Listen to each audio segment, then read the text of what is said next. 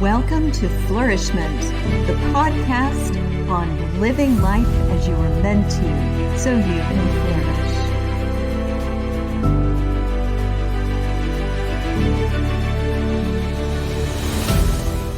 Welcome, everyone. I am so excited today to have a very valuable guest on Flourish-Meant.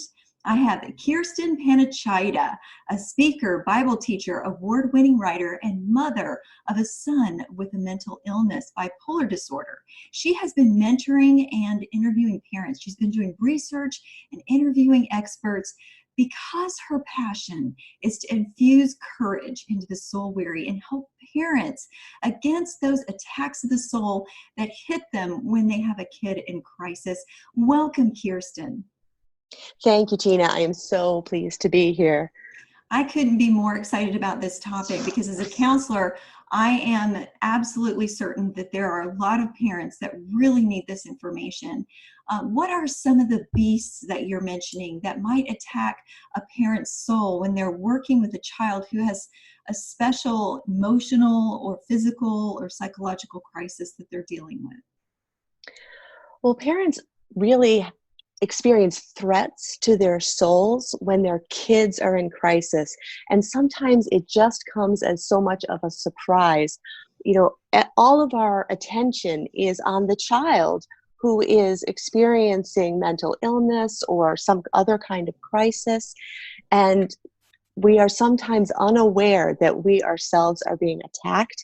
So some of these beasts that can attack us are shock that this is happening in our lives, in our experience, dissonance, where good things feel bad or bad things just are exponentially increased, this dissonance. We can be attacked by this unwanted familiarity. I'm getting good at something that I never signed up for. I don't want this to be my life. Dread can shadow our movements and attack us with this feeling of hypervigilance and feeling like we can never relax or be ourselves or look forward to anything fun. And, it just goes on and on. False hope can attack us, disillusionment, resentment, defeat, disappointment. And all of these things, can surround our souls when all our focus is on our child. But we need to remember as their parents that we also have precious souls that need care, that God cares about and wants to provide rest and nourishment and strength and comfort. And it is worth it to pay attention to the attacks that come upon us and the defenses that God provides for us in that situation. There's so much in that, so many valuable and deep and powerful things that people would struggle with in what you've just said. And this is not just your ministry, this is your personal testimony. Let's talk about those things in regards to what you experienced and how you came through them. Can you talk to us about your experience as a mother of a child with a mental illness? Sure. My son, Nicholas, has bipolar disorder. And he suffered the first onslaught of that when he was 14. And I just want to put out there that Nicholas is very generous and very courageous and is very open with his story and has given me permission to talk about his story. I think it's important to put that out there. Yes. When he was 14, he started going through some mood changes. And honestly, I thought that I understood what was happening. He has an older brother who also went through mood changes at age 14. And I thought, oh, it's the 14-year-old boy thing happening again. But for him, it wasn't a roller coaster of hormonal emotions. It was a downward spiral into a very deep depression that was untreatable for about 3 years. He experienced an unrelenting suicidal ideation. He engaged in self-harm quite a lot. He heard voices on occasion that were very sort of a negative narrative of his life. I just had the sense that he was being tortured from the inside out. And all of these beasts that I just mentioned are things that attacked me while I was going through what we call the crisis years, those first 3 years before he really achieved stability. That shock that just ambushed us. We couldn't believe this was happening in our family. Of all the things that we thought might happen to us, that was not even on our radar. And it was very, very difficult for my husband and me and our older son to live through this, even just apart from the intense suffering that my younger son, Nicholas, was going through. So, how did you get through those things that you suffered as a family? Well, first and foremost, we clung to our faith in God. And I have to say, though, that looked different at different times. Sometimes that looked like victory. It looked like we were very strong. We were a team. We were working together. And other times it really looked like I was only clinging to the truth that I belonged to Jesus. And I would go to church, and sometimes people would say, "So how are you doing?" And I'd say, "Oh, I'm doing well. God is good." Other times I would say, "Well, I'm hanging in there." And then I got to a point where I said, "God is hanging on to me," because I didn't even have power in my hands to hold on myself, but I knew that I was held in God's hands. So that was the main thing. But we learned so much about how to defend ourselves. And in terms of the shock, that first feeling of shock, those first few months, the first hospitalization experience, the first emergency room, one of the things that I had to come to realize was that it was okay that I was not prepared for how bad that was going to feel.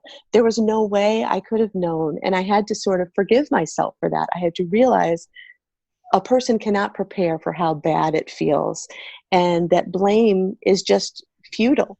We had to learn that we didn't have to do everything right. And this was particularly hard for my husband because he's an engineer and he likes systems that work, and he likes to, he's actually a test engineer. So he likes to check where the problems are and get those fixed. And you just can't handle a crisis that way. You have to do the best you can in your situation. But if you have this nagging sense that you're not getting everything just right, it's important to just let that go. Some other things, we tweaked our home environment. We got rid of some clutter. We went for comfort. We brought nature in. We did some gardening. But again, for me, one of my temptations was to completely change our home environment. Everything had to go. The whole pantry had to get cleaned. We had to, and it's important to just start small if you're going to tackle that as a way to feel better.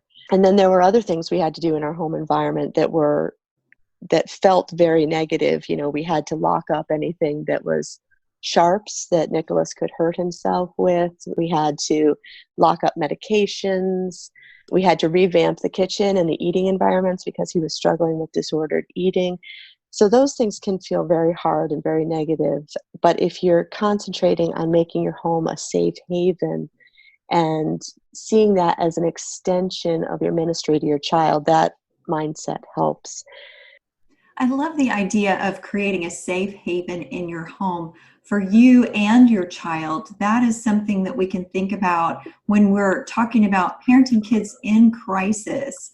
We want to make sure that we're dealing with the child's crisis and ourselves in balance. What are some things, first of all, that you would want to do to respond to your child when you first learn they have a crisis, and to create a safe haven in your home, secondly? Learning how to deal with your kid when they are in crisis it's sort of an art form. And a lot of this I learned from his counselor and from books that I read, so this is not new with me. But one of the things we had to learn was to develop what we called a clinical mode. We learned certain questions to ask him, and we learned how to be very calm, because especially for a child whose emotions are dysregulated like his were, they can't name their emotion, they can't control their emotion, they have been overcome by the wave of whatever they are experiencing. It's very important to be calm in that situation. So for us, for me in particular, I developed a clinical mode where I just sort of switched off my own emotional brain for a little while, although I would go back and deal with that later when I was alone. But when I was with him, I would ask safety assessment questions. I would thank him for letting me know what had happened, especially if he was coming to me and he had self-harmed. I would, it's important to say to your child, thank you for letting me know that this has happened. Very calmly, you need to assess the severity of the injury or the emotional state. Take care of first aid if necessary, or get medical help. Ask what happened. Was there a trigger? Can you identify a trigger? The kid can't always identify a trigger, and that's okay, but it's helpful to nudge them to start thinking with their logical wise mind. And then do a safety assessment. In the case of self-harm is not itself a suicide attempt, but the practice of self-harm is linked often with suicidal thoughts. So it's important to do a safety assessment and ask those questions. It's okay to ask, are you having thoughts of killing yourself? Do you have a plan for that? You're not going to plant that thought in their minds by asking those questions. And you also make it possible for them to see, I can talk about those issues with my parent. She's not going to freak out. She's not going to go off the deep end. This is something we can have a conversation about in our home. And that is part of making your home a safe haven. Can we talk about everything? That's an excellent rule to institute. And that was something that we did right sort of unknowingly early on, where we said, we are going to ask you about everything. We're going to ask you, do you have something in your room? I want to be able to look at your phone. I'm going to ask you about, are you hearing voices? And all those things were allowed to be on the table in our house. So he knew that he could always come to us and tell us what was going on. He did sometimes hide things because he knew that it was painful for us to hear that he was suffering. And also, it's a bummer to go to the hospital. So he would try to avoid that as long as possible. But we just need to reassure our kids of our love and our support, and tell them without judgment that we're so sorry that they are feeling badly, and ask them, what can I do in this moment to help you? Sometimes they know. Sometimes they say, you know what, I just need to go for a walk, or can we just cancel the rest of the afternoon's activities and watch a movie and eat junk food together? And sometimes they know, like Nicholas sometimes knew, that he was just not safe and he had to go to the emergency department. That's such great advice for parents, especially if they're first learning about their child's crisis. You might be your child's first responder in that crisis. So learning Right. to take on that role of a first responder and becoming less personally affected. Do not be personally offended or insulted or demeaned because your child has a crisis does not make you a bad parent. So recognizing to differentiate your identity from the crisis your child is struggling with is extremely important as well. Yes. I do want to follow that up, though, by saying it's important not to try to stay in clinical mode all the time, because, as I mentioned before, we each have a precious soul ourselves. And having our kids go through crisis or trauma is actually a trauma for the parent as well. And I think this is something that a lot of parents don't expect, don't take into account, but acute stress disorder can develop following a person's exposure to a traumatic event. These symptoms can develop after someone witnesses a disturbing event. For example, I had symptoms from having to care for my child after he had engaged in self-harm. Those images are still very vivid in my mind. And that affected me. It was trauma to me to see his body cut or hurt. And it's important for us to know, and especially if a child has attempted suicide, parents are very, very affected by this and can develop acute stress disorder. And acute stress disorder, if it is not treated, 50% of the time will develop into post-traumatic stress disorder. The old cliche, feel your feelings. It's important to take the time apart from your child, not with your child because they're doing their own thing, but apart from the child, maybe with your own counselor or just, in your quiet time with God, name your feelings, feel it, feel your anger about the lost pleasures that you can no longer take part in, or your rage against this illness or crisis that is affecting your family and your child, grief about your kids' struggles. We need to lance that abscess and let out that poison. And that's painful, but it's so much better for our healing process. Our stress can come out in so many ways. It can come out physically in our body. I experienced that. My hair fell out. I had chronic sinus infections. I got shingles. I was a wreck for a while physically. It was like it was oozing out into my physical body. And so we need to recognize our own trauma.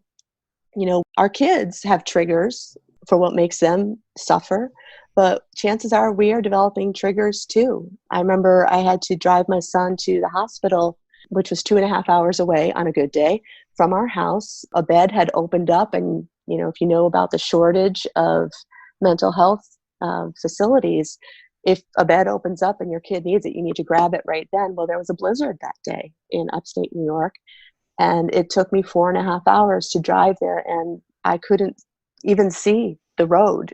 A lot of the time there was ice building up on my windshield wipers. It was terrifying. And he was asleep.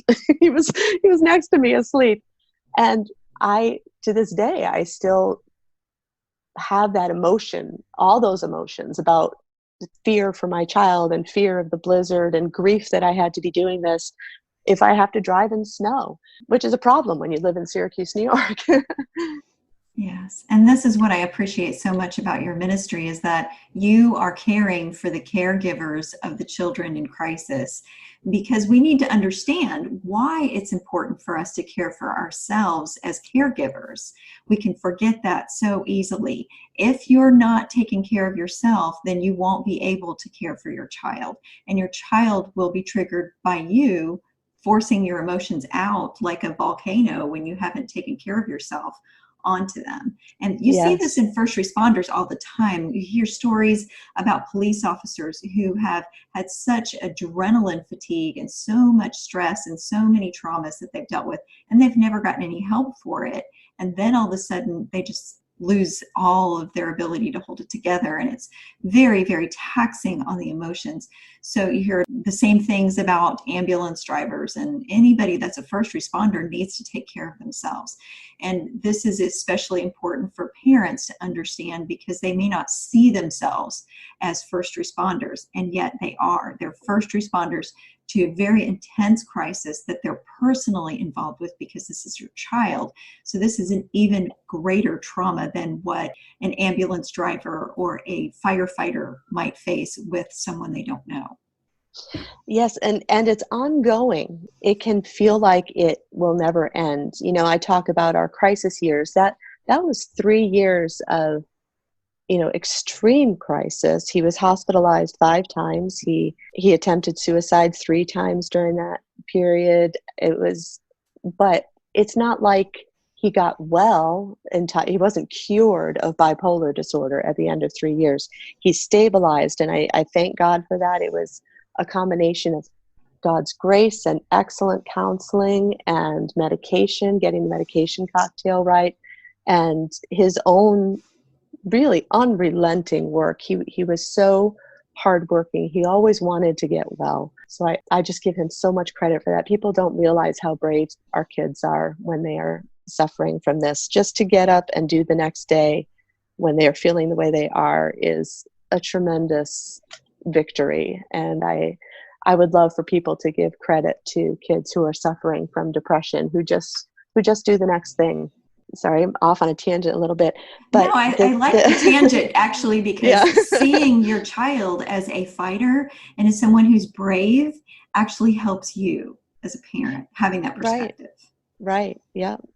But it's ongoing. To develop, I think I mentioned hypervigilance before, that is like a constant wash of adrenaline where you feel like you can never let down, you can never stop watching. I don't have this too much now, although if I know that Nicholas is struggling with something, it will, raise its ugly head again. But, for years, every time he walked into a room, I would immediately sort of scan him to, what is the aspect of his face? What is his body language telling me? Is he okay? Does his voice sound normal, or is it sort of flat, or is it sort of manic? And, and so it was just this constant scan and vigilance. And it's so exhausting for parents, and it's not good for our bodies or our brains to be in that state all the time. And parents I think they can minimize the effect of that on themselves. What are some practical steps you would recommend for parents who are in the midst of crisis with their child? The first and foremost, I think you need to recognize your own identity. Recognize the preciousness of your own soul. When we're caregivers, it's easy to prioritize the needs of others over our own. And that's not necessarily wrong. It can be what is right for a season. But sometimes we make the mistake of assigning a higher value to the person with a more urgent need. And every soul is precious, including yours. Acknowledge the worth of your experience, your growth, your giving, what you want in life, your suffering. Those things, they all matter. Know who you are in Christ. You have an important role and task as a caregiver of a kid who might be ill or in crisis, but that's not who you are at the core. You're God's child, and He redeemed you and He loves you. And so we need to cultivate that life in God.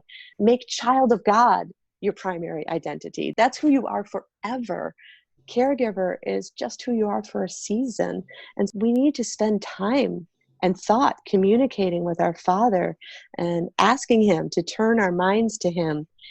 In terms of a mindset toward our child, I talk about something called holy detachment.